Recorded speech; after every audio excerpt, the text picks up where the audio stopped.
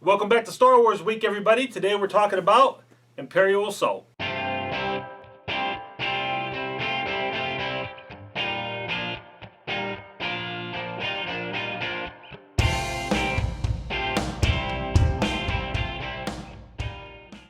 everybody, welcome to Roll the Move Reviews. I'm Kirk, your host. Thanks so much for tuning in.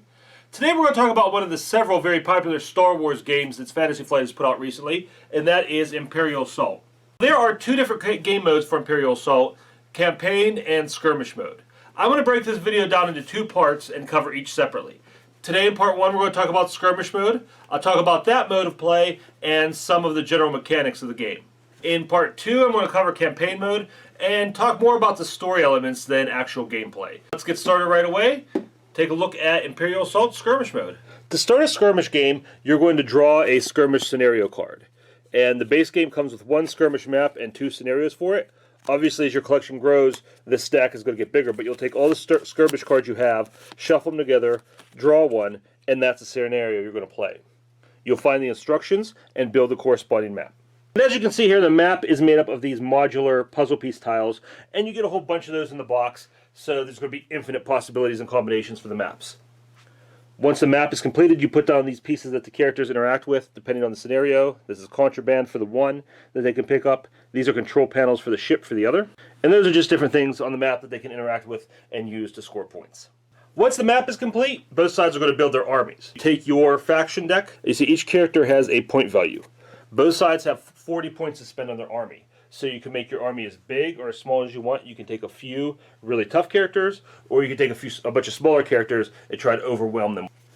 The armies we build here are for the Rebellion Luke Skywalker, and some new Rebel characters, the Force User, the Smuggler, the Soldier, and the Wookiee Warrior. And the Imperials are going to bring Darth Vader, the Royal Guard, the Stormtrooper, and another group of Stormtroopers. And you see here these lines here. That shows you how many figures you get with that unit. So I have 2 Stormtrooper units of 3 figures each. I have 2 Royal Guards, and of course only 1 Darth Vader. The Skirmish reference sheet is going to show you where to deploy your characters. One side's blue, one side's red, and you can put the character figures down anywhere on the board.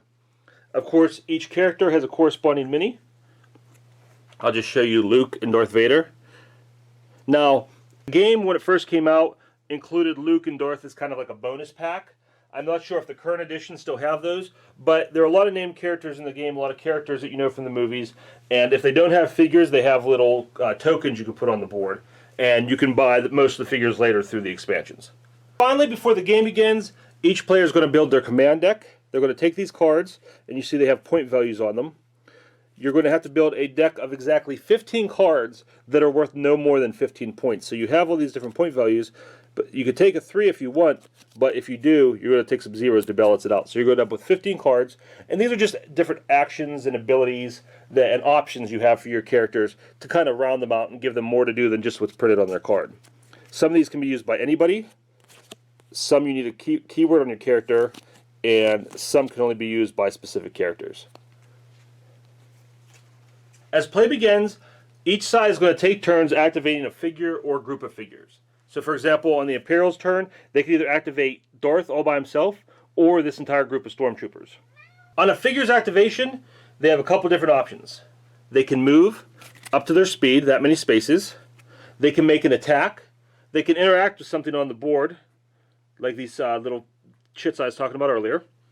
Or they can do an action that's on their card or one of their command cards, and that's that little arrow there.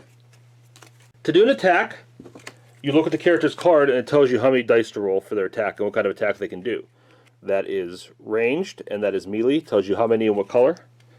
And reading the dice is very simple. If you've played Descent before, you're going to recognize this. The bursts are your damage. The numbers there are what's called accuracy. So depending on how far you are away from a target, that's how accurate you have to be. So say I'm 3 spaces away. If I don't get at least up to 3 on all the dice I roll, then my attack isn't going to hit. Then you have these lightning bolts, which are surges. And surges reference the character card. If they get a surge, they can activate those special abilities. For example, Luke, if he gets some surges, he could add 2 to his accuracy. He could recover 2 points of health, or he could do 2 more points of damage. Character cards also show you what defense dice to roll, what color and how many, and also very easy to interpret here. Each triangle is a block. The little circle, broken circle there is an evade, so that cancels out a surge. And then on the white die, if you roll that, the attack misses completely. Once all figures have been activated, a new round is going to begin, and play is going to go back and forth like that until one side has scored 40 victory points. There are several different ways to score victory points, the most common being eliminating the other side's figures. When you eliminate a figure, you score that figure's point value. So if the Imperials will take out Luke, they'd score 10 points. If there are more than one figure on a card, for example, the Royal Guard here gets 2 figures, you have to eliminate both figures to score the points.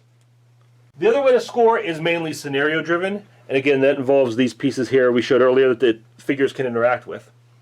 If we were playing the get to the ship scenario, figures would score points for controlling different segments of the launch panel here. And you control something by either being on it or adjacent to it without having any enemies in that position. If we were playing smuggled goods, they'd score points for picking up these contraband boxes and carrying them back to their deployment area. Once somebody scores 40 points, the game automatically ends. If an entire team is eliminated, the other side automatically wins. And that's how you play Imperial Assault, Skirmish mode. Imperial Assault is a Fantasy Flight Star Wars game, so of course you're going to get a ton of stuff. Like I said before, you get a whole bunch of these map tiles, so the combinations there are endless. You get no less than 4 rule books. You get your Learn to Play guide, your campaign book, your skirmish book, and then this handy reference rule sheet, which is nice because it takes everything from these 3 books and encapsulates it here. So if you forget a roll, you're not like, oh, which book was it in? Everything's organized in there real nice. Again, full Fantasy Flight treatment, tons of tokens, dice, cards, all top quality. Of course, lots of really cool minis. Highlight maybe this big ATST, and you can see just to scale how big that thing is. So it's nice you can throw that down on the board. Like I said, Luke and Darth Vader came in this first printing edition as kind of a bonus pack. I don't know if the later editions also had that included. The special characters, the known characters, are all available in expansion packs. I do wish they had included a couple in the game. You can play them, they have the cards available, they have tokens that represent them on the board. But I don't want a Han Solo token, I want his character, I want to see his miniature on the board. Especially when the soldiers and all the red shirt guys are miniatures, you can't have Han as a token.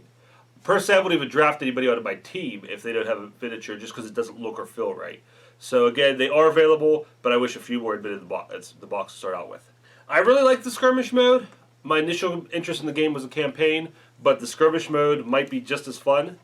I wish they had included a couple more scenarios in the base game. Again, those come in expansions, but there's enough to do, and the customization and the changes you can make from game to game give you some added replayability. I do love that customization. That's what really makes this part of the game special. I love building the team, just making those decisions. Okay, am I just going to take Darth Vader and a couple minions and see what I can do with them, or am I just going to go with numbers and throw wave after wave at my opponent and see what happens? It's really fun that you could just build a different team every time and have a different result.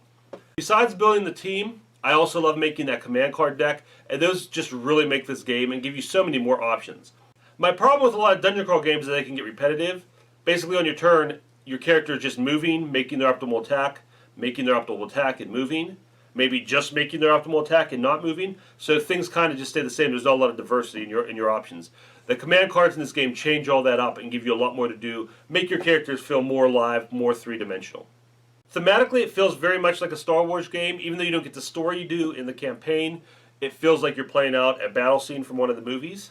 And the characters all very much feel like themselves. You have Darth Vader going around with his big lightsaber attacks and his force choke. Han Solo's running around with his gun and blasting people around corners and being sneaky. The Stormtroopers may be a little too accurate for Stormtroopers, but it still feels very much Star Wars, and you get that cinematic Star Wars experience. I really like the combat system and the descent mechanics they use with the dice rolling and resolving it.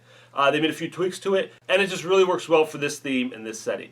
Overall, I really enjoy Skirmish mode. I'll talk about campaigns in part 2 of this video, but as far as Skirmish goes, Imperial Assault, really great game, another fun Star Wars experience. Hey everybody, thanks so much for watching this episode of Roll and Move Reviews. Don't forget to leave me a comment. Let me know what you think about Imperial Assault. Also, stay tuned for part 2. While you're waiting, be sure to subscribe to our YouTube channel, like our Facebook page, and follow us on Twitter. Link in the descriptions below.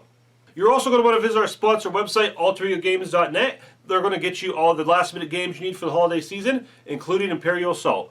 If you want to watch some of our older videos, you can find them on YouTube, Facebook, Board Game Geek, or the Alter Ego Games site. Until we see you again with part 2 of Imperial Assault, have fun out there.